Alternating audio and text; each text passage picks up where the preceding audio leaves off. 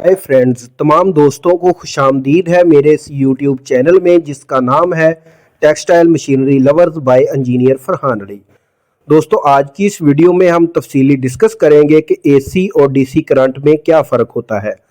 हम अपनी रोज़मर्रा ज़िंदगी की रूटीन में बहुत सी अशिया को एसी और डीसी करंट की मदद से ऑन या ऑफ करते हैं, लेकिन जब इन चीज़ों को हम देखते हैं तो हमारे जहन में बहुत से सवालात जन्म लेते हैं, जैसे कि एसी और डीसी दो तरह के करंट को पैदा करने की ज़रूरत क्यों पेश आई, और दूसरा ये कि अगर हम एसी से चलने वाली चीज़ों को डीसी सप्लाई दे दें या डीसी से चलने वाली चीज़ों को एसी सप्लाई दें तो इससे क्या फ़र्क पड़ेगा, क्या वो चीज़ें जल जाएंगी या ऑपरेशनल में रहेंगी। तो इन तमाम सवालात के जवाब आज की इस वीडियो में हम देखेंगे।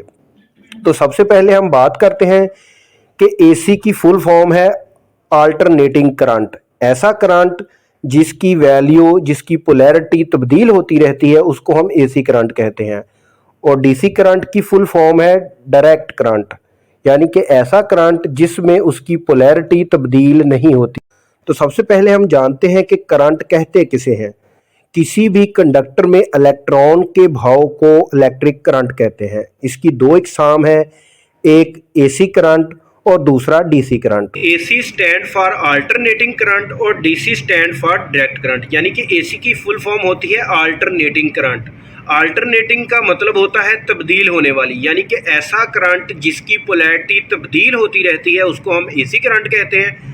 जो एक ही स्टेडी स्टेट में चलता रहता है उसको हम डीसी या डायरेक्ट करंट बोलते हैं।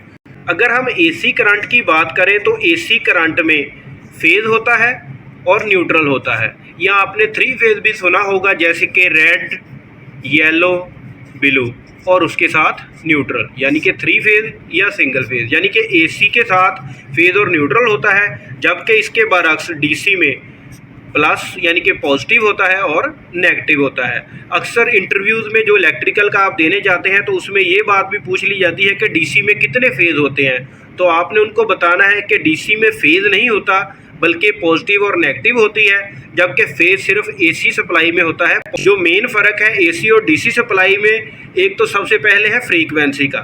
सबसे पहले हम जान लेते हैं कि फ्रीक्वेंसी होती क्या है। फ्रीक्वेंसी को हम एफ से शो करते हैं और इसका यूनिट हर्ट्ज़ है, जिसको हम HZ लिखते हैं। तो जो पाकिस्तान या इंडिया में जो सप्लाई चल रही है वो होती है 50 हर्ट्ज़। अब ये हर्ट्ज़ या फ्रीक्वेंसी क्या है? फ्रीक्वेंसी से मुराद ये है कि एक सेकंड में बनने वाले साइकिल्स की तादाद को हम फ्रीक्वेंसी कहते हैं।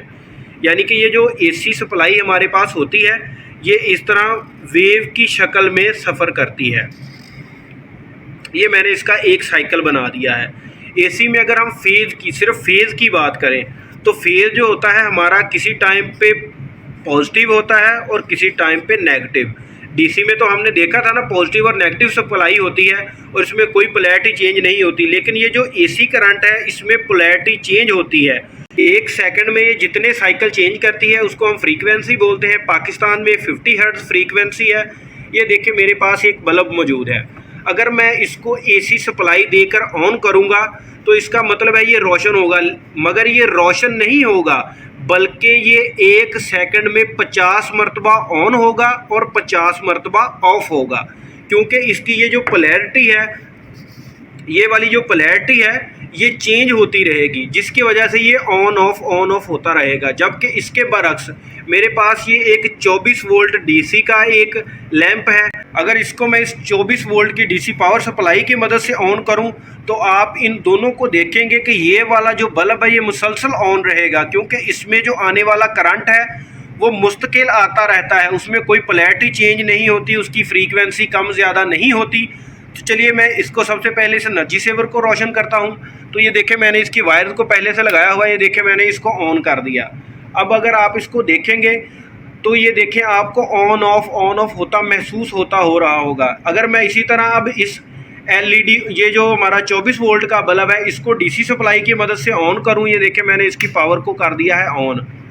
अब आप दोनों को अगर गौर से देखें तो आपको ये चीज़ नज़र आएगी कि ये वाला मुस्तकिल ऑन है, ये ऑन ऑफ नहीं हो रही, जबकि इसके बरअक्स ये वाला जो एनर्जी सेवर है ये ऑन ऑफ होता आपको महसूस होता होगा। अगर आप इसको बेहतर तरीके से समझना चाहते हैं तो उसके लिए तो ये देखिए मैं इनको सबसे पहले बंद कर देता हूँ। तो उसके लिए एक डिवाइस आती है जिसको बोलते हैं VFD।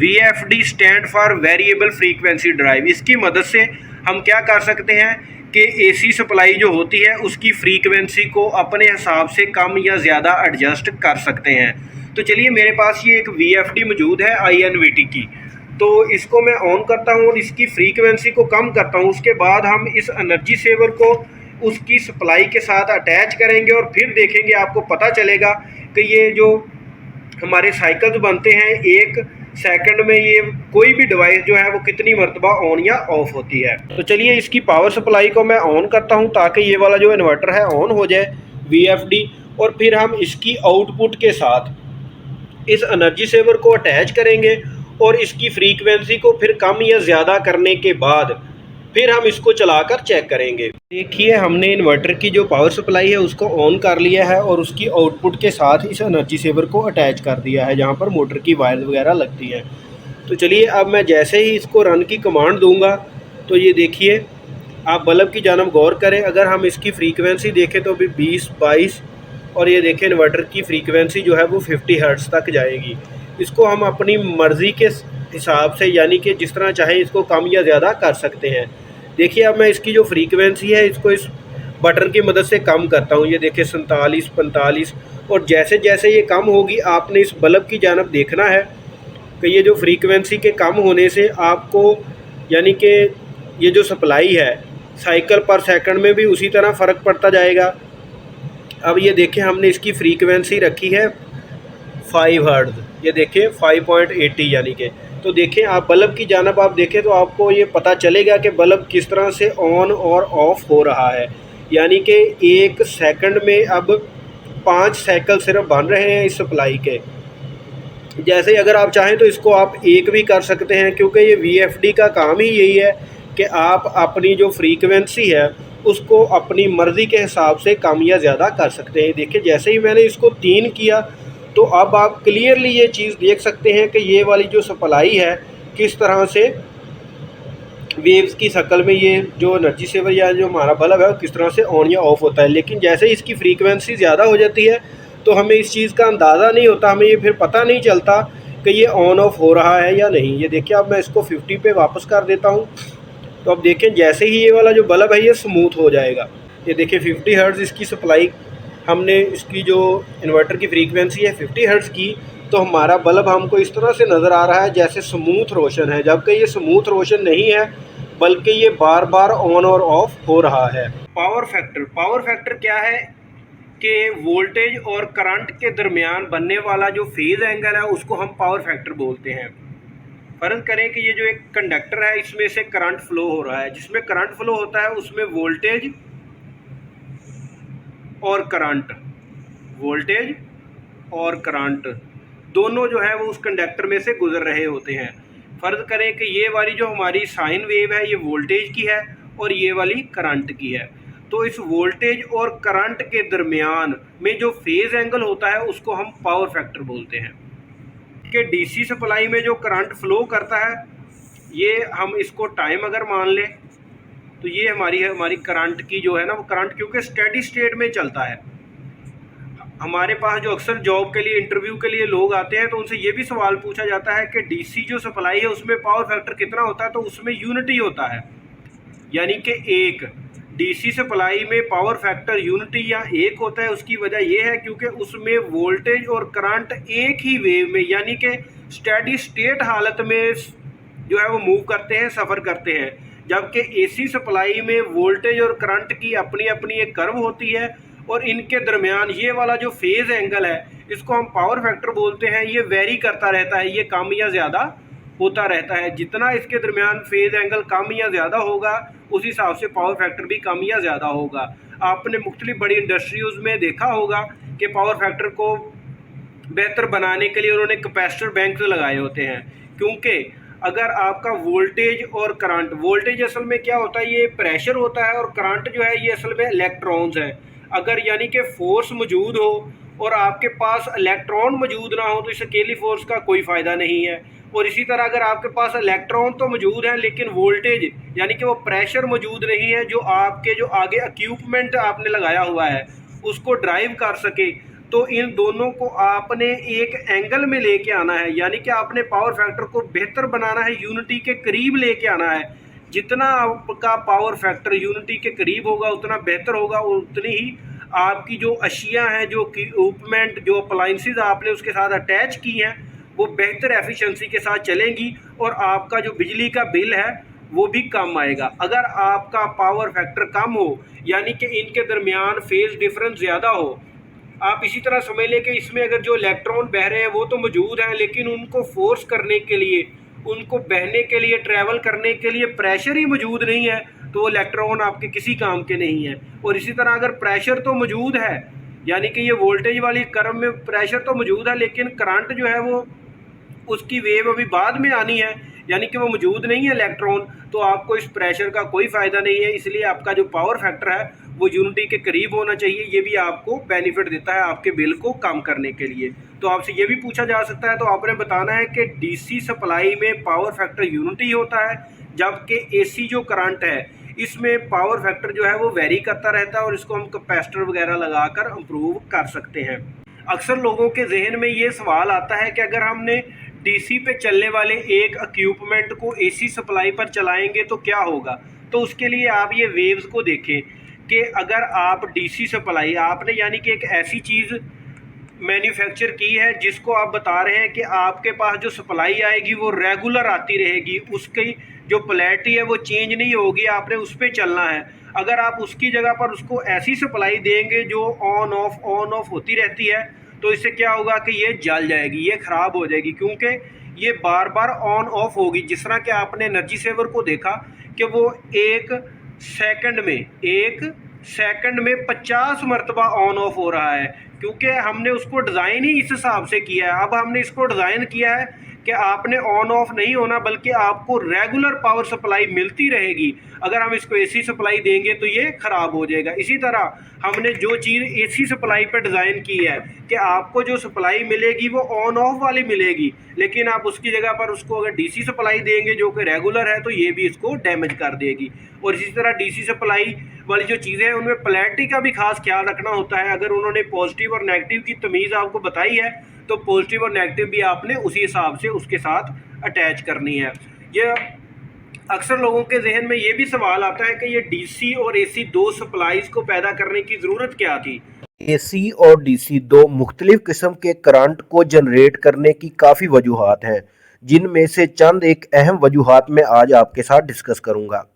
सबसे पहली वजह ये कि जब भी किसी जनरेटर से सप्लाई जनरेट की जाती है तो वो एसी की फॉर्म में होती है, और बाज़ औकात हमें बिजली को स्टोर भी करना पड़ता है। लेकिन ये बात हमारे नॉलेज में होनी चाहिए कि एसी करंट को स्टोर नहीं किया जा सकता। जब भी आपने बिजली को स्टोर करना है तो सबसे पहले एसी करंट को डीसी करंट में तब्दील करना पड़ता है, और फिर इस डीसी करंट को हम बैटरी या सेल में सेव कर सकते हैं। यानी कि डीसी करंट को जनरेट करने की एक बड़ी वजह यह भी है कि एसी सप्लाई को हम डायरेक्टली सेव अपने पास नहीं कर सकते, उसको पहले हमें डीसी की फॉर्म में कन्वर्ट करना पड़ता है, उसके बाद हम उसको बैटरी या सेल्स की मदद में अपने पास सेव कर सकते हैं। जिस तरह कि हम रोज़मर्रा की रूटीन में अपने पास मोबाइल का इस्तेमाल करते हैं, लैपटॉप का इस्तेमाल करते हैं, तो इनमें आपने देखा होगा कि हमने कोई तार तो अपने साथ नहीं लगाई होती, तो इनमें बैटरीज का इस्तेमाल होता है, जिसमें क्या होता है कि करंट को स्टोर कर लिया जाता है, जो कि एसी को पहले डीसी में हम कन्वर्ट करते हैं, फिर इसको बैटरी में स्टोर कर लेते हैं, और इस तरह फिर हमारे ये जो मोबाइल्स वगैरह हैं ये फिर वायरलेस चलते हैं, यानी कि हमें फिर इसके साथ कोई तार लगाने की ज़रूरत नहीं होती। जिस तरह कि आपने बच्चों के मुख्तलिफ खिलौने भी देखे होंगे जिनमें सेल या बैटरीज इस्तेमाल होती हैं।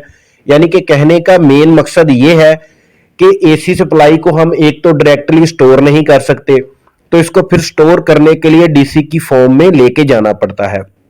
और इसकी एक दूसरी वजह, हम में से हर सार्फ जो कि बिजली को इस्तेमाल करता है उसी बिजली का बिल अदा करता है जो कि उसके मीटर में से गुजर कर आती है, जबकि हम जानते हैं कि बिजली को दूर दराज इलाकों में पैदा किया जाता है और फिर इसको ट्रांसमिशन लाइंस के जरिए से हमारे घरों तक पहुंचाया जाता है, और इस तमाम फासले में भी बहुत ज़्यादा एनर्जी लॉसेस होते हैं, और इस एनर्जी लॉसेस को कोई भी सार्फ बर्दाश्त करने के लिए तैयार नहीं होता, क्योंकि वो उसी चीज का बिल देना चाहता है जितनी सप्लाई उसके मीटर में से गुजरकर उसके घर तक आई होती है।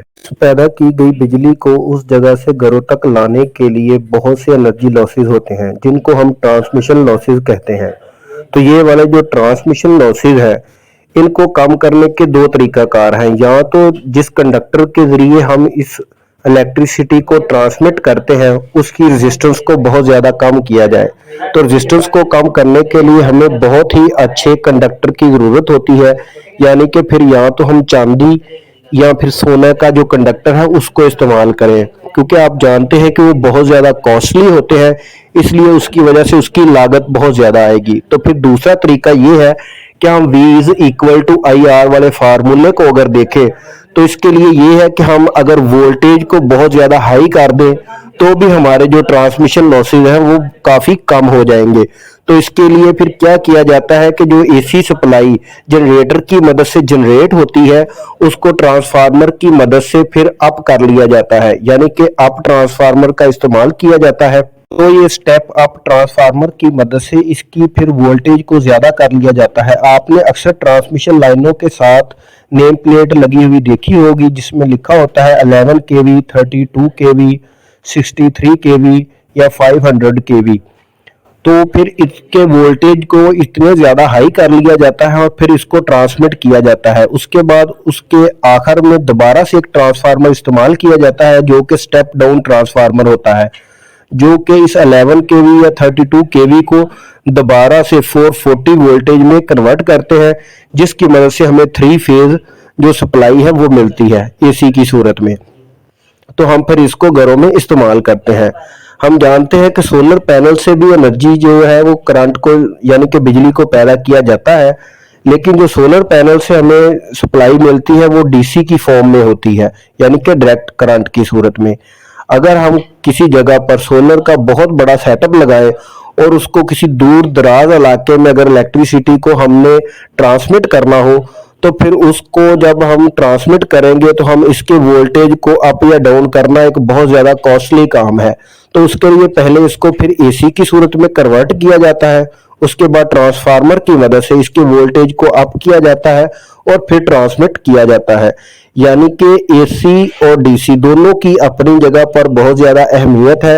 यानी अगर आप बिजली को स्टोर करना चाहते हैं तो आपको AC से पहले उसको DC की फॉर्म में कन्वर्ट करना पड़ेगा, यानी कि AC जो पावर सप्लाई है उसको आप स्टोर नहीं कर सकते। सप्लाई सिर्फ DC की फॉर्म में स्टोर होती है, जिसको आप बैटरी या सेल वगैरह में स्टोर कर सकते हैं। अगर आपने कोई भी चीज ऐसी जिसको आप चाहते हैं वायरलेस चलाएं, जिस तरह कि ये आपका मोबाइल फोन है, मैंने पहले भी आपको बताया, या आपका लैपटॉप है या कोई भी बैटरी से चलने वाली चीज है, अक्सर आपने टॉर्च लाइट्स वगैरह देखी होंगी, तो उसमें हम अगर तो लाइव सप्लाई देंगे तो वो AC होगी। अगर हम चाहते हैं कि उसके साथ उसको जब भी चलाएं हमारे पास चाहे इलेक्ट्रिसिटी मौजूद हो या ना हो, तो उसमें फिर बैटरी का इस्तेमाल किया जाता है। तो बैटरी में जो स्टोर होने वाला करंट होता है वो DC करंट होता है। तो उम्मीद है आज की जो मेरी ये वीडियो है आपको पसंद आई होगी। तो अपनी कीमती राय से आप मुझे कमेंट के जरिए जरूर आगाह करें और वीडियो को लाइक करें, शेयर करें। और जिन दोस्तों ने अभी तक मेरे चैनल को सब्सक्राइब नहीं किया है उन तमाम दोस्तों से रिक्वेस्ट है कि मेरे चैनल को भी सब्सक्राइब कर लें, ताकि नई आने वाली तमाम वीडियो का नोटिफिकेशन आप तक पहुंचता रहे। अब मुझे इजाजत दीजिए, दुआओं में याद रखिए। अल्लाह हाफिज।